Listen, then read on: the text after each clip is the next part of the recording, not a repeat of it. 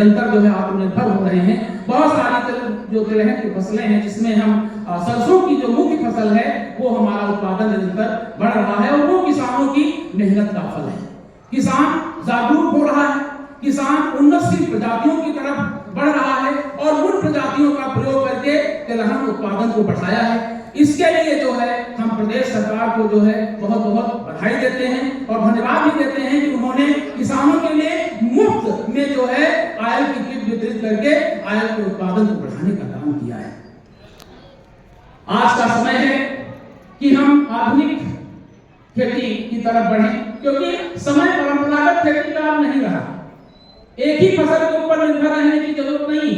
यदि आप धान गेहूं पर निर्भर रहेंगे तो फिर आप आगे अपना जो है उत्पादन नहीं बढ़ा पाएंगे अपने जो, क्योंकि इन फसलों में अब हो क्या रहा है, आप करिए खेती करिए, धान की खेती करिए, गेहूं की खेती करिए, लेकिन उसके साथ में आपको सब्जियों की भी खेती करनी है। पशुपालन की जब बात आती है तो वही बातें कही जाती हैं कि गाय पाल लीजिए। अरे आप गाय के साथ में आप बकरी पालन क्यों नहीं करते हो? छोटे स्थान में आपको चलाने की भी नहीं जरूरत है। बहुत पहले इस प्रोजेक्ट आए थे और सरकार उस समय की जो थी इस प्रोजेक्ट को लंबे स्तर तक बढ़ाने का काम की थी। तो बकरी पालन के द्वारा भी हम अपनी अच्छी आमदनी बढ़ा सकते हैं, उस पर भी आपका ध्यान केंद्रित होना चाहिए। दूसरी तरफ आज का समय है, अब बाजार में आप जाइए, दो चीजें हैं। आम के बाद यदि किसी फल की बात आती है तो अमरूद की आती है। एक समय बख्शी का तालाब के बहुत सारे हो सकता है, बख्शी तालाब विकास खंड से भी हमारे किसान बंधु आए हों। बख्शी तालाब क्षेत्र में अमरूद की खेती बहुत बड़े पैमाने पर हुआ करती थी। 87-88 में मैं जब एक छात्र के रूप में वहां पर गया था तो मैंने देखा कि वहां पर 2-3 कुंटल के जो है झाबे आते थे अमरूद के, और उस समय अमरूद की कीमत 2 रुपए हुआ करती थी। आज यहाँ पर हमारे किसान बंधु भाई बैठे हुए हैं, कोई ये बता दे कि कभी 2 रुपए पिछले 10 साल में 2 रुपए किलो अमरूद नहीं बिका होगा। अमरूद की बहुत सारी ऐसी प्रजातियां आ गई हैं जो सघन बागवानी के रूप में प्रयोग में लाई जाती हैं, उनकी आप खेती करिए, थोड़ा सा रकबा उनका बढ़ाइए। आम के साथ में अच्छे तरीके से अगर आप अमरूद की खेती कर ले जाते हैं तो जरूर आपकी आमदनी बढ़ेगी। आपको जो जिसकी मांग है, आजकल क्या है, हर तरफ बीमारी बढ़ी हुई है। बीमारी का कारण क्या बना? बीमारी का कारण यह बना कि अधाधुन तरीके से कीटनाशकों का छिड़काव होने लगा। एक समय ऐसा था कि सिर्फ पंजाब में सुनने में आता था कि वहां का जो लोग हैं वो कैंसर से पीड़ित हैं।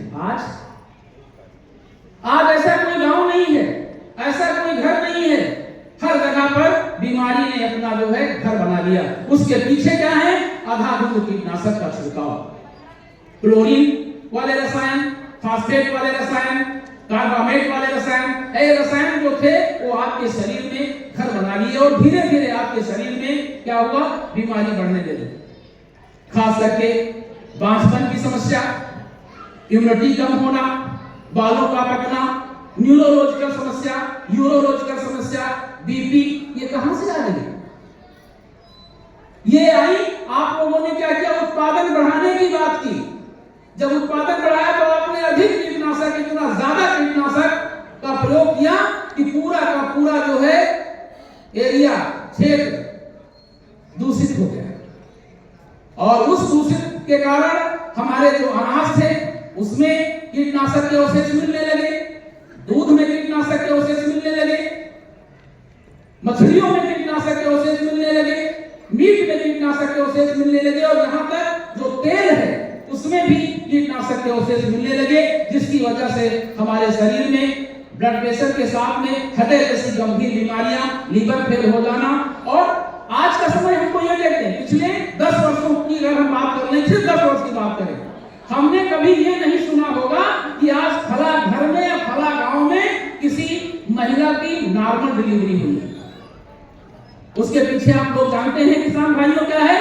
हम लोगों ने खूब रसायनों का प्रयोग किया, और इतना रसायन का प्रयोग किया कि जिससे हमारी माटी भी दूषित हो गई और वातावरण भी दूषित हो गया, और हमारी जो नलिकाएं हैं, जो हमारे शरीर में ब्लड का सर्कुलेशन हो रहा है, वो भी दूषित हो गया।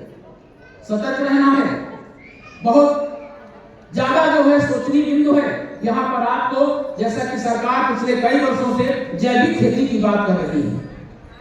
जैविक खेती आप ही लोगों ने जैविक खेती, आज की अगर पहले की बात करें 20 साल 25 साल पहले गांव में बैल हुआ करते थे, गोबर हुआ करता था। जब खेत में हर दूसरे तीसरे साल गोबर डाला जाता था, जो हमारे खेत में जो लाभकारी जीव हुआ करते थे वो प्रभावी हो जाते थे और फसल का उत्पादन अपने आप बढ़ जाता था। आज हमने अधिक मात्रा में यूरिया का प्रयोग किया, डीएपी का प्रयोग किया। उससे क्या हुआ? हमारी जो माटी थी वो दूषित हो गई, उसमें जो लाभकारी जीव थे वो धीरे धीरे अप्रभावी हो गए। यदि आप किसी खेत में 1 टन 2 टन 4 टन गोबर की खाद डाल देते हैं तो आप देखिए उत्पादन अपने आप बढ़ जाता है। यहाँ पर हमारे हमसे ज्यादा उम्र के लोग बैठे हुए हैं। मैं किसान भी हूं और शिक्षक भी हूं। मैं खेती भी करता हूं और खेती के साथ साथ जो है मैं शिक्षक हूं, पढ़ाता भी हूं और उसी विषय का शिक्षक हूं जिस विषय पर आप आज बुलाए गए हैं जिस चर्चा के लिए। तो हमें हर बिंदु पर जो है एकदम सतर्क रहना है और जैसे कि सरकार भी चाह रही है कि वो खेती की जाए जिसमें हमको लाभ हो। जैसे कि अभी हमने आपको बताया कि अमरूद की खेती को बढ़ावा दिया जाए, साथ में नींबू की खेती को बढ़ावा दिया जाए और मान मलिहाबाद के क्षेत्र में कई किसानों को मैं स्वयं निरीक्षण करने जाता हूं। मैंने उनको बताया कि आप जो है आम के कुछ बाग जो हैं वहां पर अदरक की बहुत अच्छी खेती हो सकती है। आम के साथ में अदरक है, हल्दी है, आप इसकी खेती करिए। आपको मैं एक छोटा सा उदाहरण देता हूं। ये बहराइच में गंगापुर नाम का गांव है। वहां पर आज के लगभग 50 वर्ष पहले से किसान अदरक की खेती करते हैं।